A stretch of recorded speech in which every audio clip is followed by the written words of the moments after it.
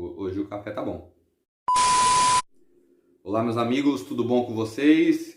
E hoje o papo teológico será sobre como interpretar a Bíblia.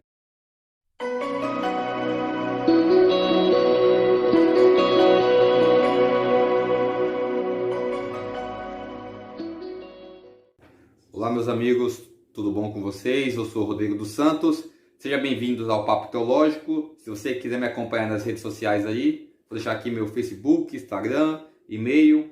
E aí podemos enviar aí sugestões de vídeos para podermos bater um papo de teologia sobre isso. Bom, o tema de hoje é uma das perguntas que muitos inscritos aqui do canal e muitos amigos meus fazem. Como interpretar as Escrituras? Eu sou professor de hermenêutica, então eu lido muito com isso na questão da interpretação bíblica.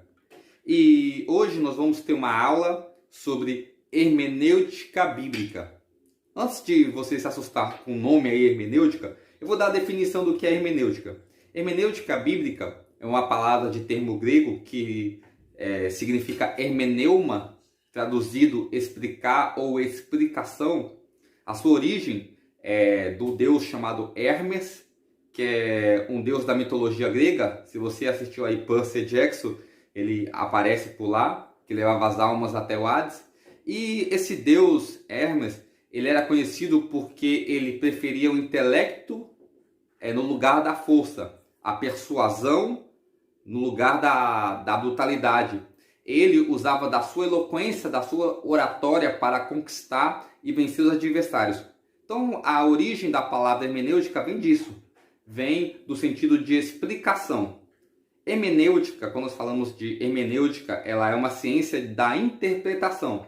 Existe a hermenêutica bíblica, que é a arte de interpretar textos bíblicos. Existe a hermenêutica jurídica, que interpreta a nossa Constituição. E tem a hermenêutica filosófica, que interpreta os pensamentos e conceitos da filosofia. Nós vamos falar aqui da hermenêutica bíblica, que interpreta as Escrituras Sagradas. Eu vou dar uma aula aqui bem rápida sobre interpretação bíblica, trazendo 5 regras da hermenêutica bíblica. Regras que nos ajudarão a interpretarmos as Escrituras da forma correta ou da intenção que o autor quer nos passar.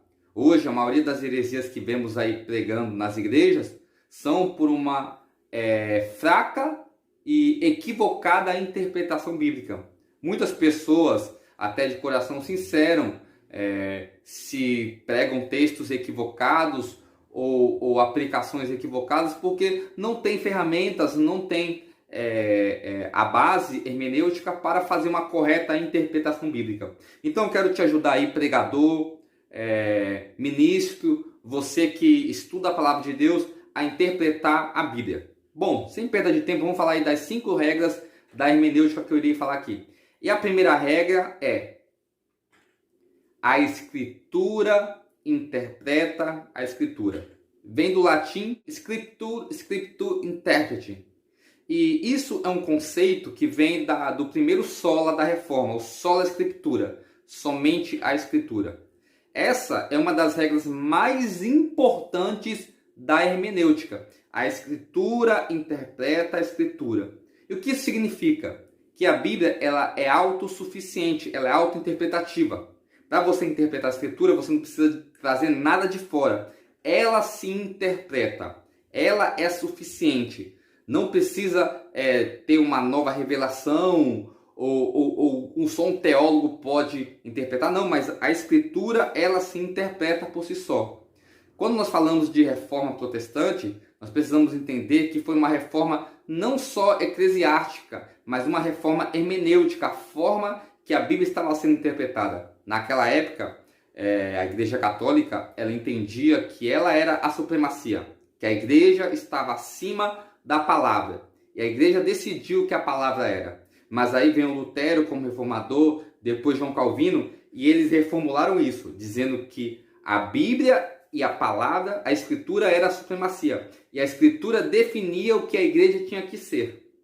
Um exemplo aqui de que a Escritura interpreta a Escritura, quando lemos lá no Evangelho de João, no capítulo 16, no versículo 23, diz assim o texto, que tudo que pedimos para Deus, Ele nos dará.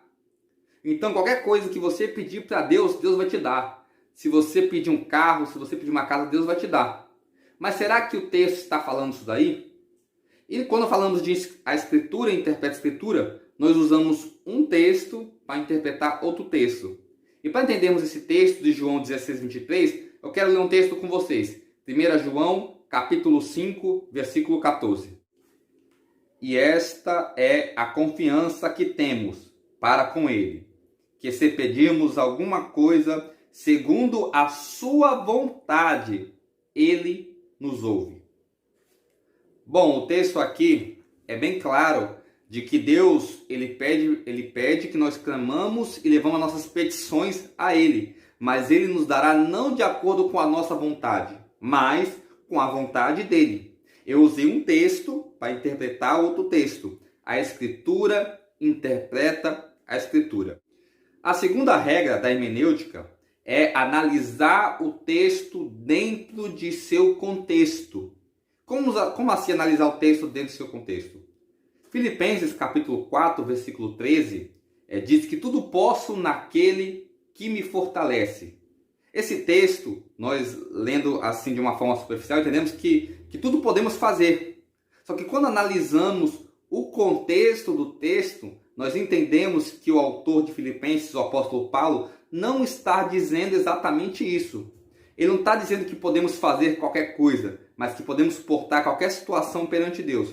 Eu falo isso num vídeo que tem aqui no canal, Pregações Triunfalistas. Eu vou deixar aqui na descrição do vídeo, depois você entra lá, assiste e veja lá como eu apliquei essa regra da hermenêutica. A terceira regra é levar em consideração a intenção do autor. Tem um vídeo aqui no canal também que eu falo sobre o batismo com fogo e o batismo com o Espírito Santo. Vou deixar aqui também na descrição no vídeo. E lá eu falo sobre o livro de Atos. A intenção do autor ali, que foi Lucas, do livro de Atos, não foi trazer uma doutrina. O livro de Atos ele não tem a preocupação, o autor não está ali querendo trazer uma doutrina, mas ele está descrevendo uma história, que no caso ali é a história dos apóstolos. Então nós temos, quando nós lemos um texto, nós precisamos entender a intenção do autor. No caso ali de Atos, a intenção do autor não é doutrinar a igreja, mas é trazer à igreja uma visão histórica dos fatos que iniciaram a expansão da igreja primitiva. A quarta regra é levar em conta o contexto histórico. E tem um texto que está lá em Josué, capítulo 10, versículo 12. Acompanha comigo aí. Então Josué falou ao Senhor, no dia em que o Senhor entregou os amorreus nas mãos dos filhos de Israel, e disse na presença dos israelitas: Sol, detente em Gibeão, e tu, lua, no vale de Ajalon. Versículo 13. E o sol se deteve. Esse é um texto conhecido por muitos, aonde ali no livro de Josué, Josué orou e o autor ele vai descrever que o sol parou.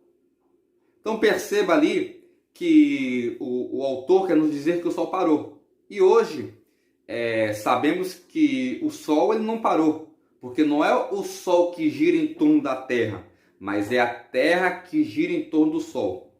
Isso nós não leva em consideração, não podemos levar em consideração que ali o texto seja falso ou seja um erro ou aquele milagre não aconteceu.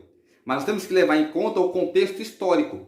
Para Josué e para as pessoas da época de Josué, eles não tinham conhecimento de que a Terra girava em torno do Sol. Mas para eles, com o conhecimento que eles tinham apenas da astrologia, na observação, não tinha nada científico provado, eles entendiam que o Sol girava em torno da Terra. Então, levando o contexto histórico ali, nós precisamos entender que era esse conhecimento que eles tinham da época. Por isso que o autor ali em Josué diz que o Sol parou e não que a Terra parou. A última regra que eu vou deixar aqui para poder te ajudar na interpretação bíblica é a visão dos reformadores. Hoje, irmãos, eu preciso dizer o seguinte, que o sonho de todo teólogo é saber o que ninguém sabe. E muitas vezes saber o que ninguém sabe é inventar, é criar coisas que não estão na palavra de Deus. Quando nós ouvimos aqueles pregadores e teólogos dizendo: eu tenho uma nova revelação, eu tenho algo novo, uma revelação nova. Tome cuidado com isso, porque provavelmente não é nada de novo, são equívocos e erros bíblicos. Bom, a quinta regra da hermenêutica, que eu vou deixar aqui para você, que é a visão dos reformadores, é a seguinte: nós temos 2000 anos de história. Nós temos os teólogos da patrística, temos os teólogos como do período católico Agostinho, Tomás de Aquino, temos os teólogos da Reforma, John Zwingli, Lutero, João Calvino, depois da Reforma, Charles Spurgeon, temos John Wesley, temos aí teólogos aí da atualidade, Hernando Dias Lopes, Augusto Nicodemos, isso teólogos conhecidos. Temos teólogos, vamos dizer assim, mais novos, um como eu, um teólogo também muito conhecido aí no canal do YouTube, que é o Thales Elias, do canal Teologar, o Iago Martins, do canal Dois Dedos de Teologia. Então temos teólogos aí em 2000 anos de história da igreja. Aí vem uma pessoa e diz que tem uma nova revelação que nenhum desses teólogos, nenhum dos reformadores disseram. Ou esse cara é um super profeta com essa nova revelação, ou ele é um herege.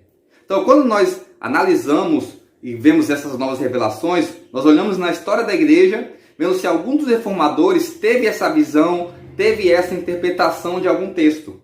E a maioria das vezes não teve. O que eu quero deixar para você aqui, no encerramento desse vídeo, é o seguinte: você, como intérprete bíblico, não leia textos com preconceito. E o que é ler um texto com preconceito? É você ter ideias formadas sobre algum texto, e quando você vai ler, você já coloca as suas ideias, você já pressupõe o que o texto está falando. Isso é ler o texto com preconceito.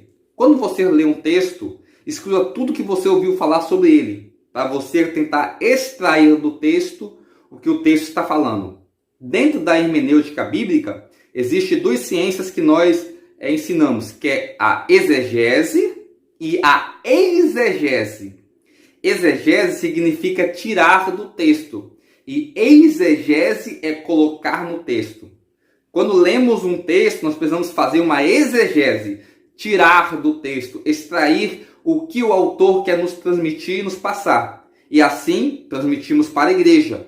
E não uma exegese, colocar no texto aquilo que queremos que esteja lá. Bom, espero que você seja abençoado com essas regras que eu deixei da hermenêutica. Existem mais regras da hermenêutica, mas deixei as 5 principais aqui. Que você possa ser um intérprete coerente, claro, e que o Espírito Santo possa te auxiliar na interpretação bíblica para que você entenda as verdades de Deus para a sua vida, para o seu ministério, para a igreja, se você for pastor, ministro, que está pregando. Então fique com essa palavra, com esse estudo de hermenêutica. Creio poder ter te ajudado de alguma forma. E se você quer bater um papo de teologia, já sabe que esse é o seu canal. Se inscreva no canal, dá o like, compartilha e me ajuda a espalhar teologia aqui na plataforma do YouTube. Se o papo é teologia, esse é o seu canal.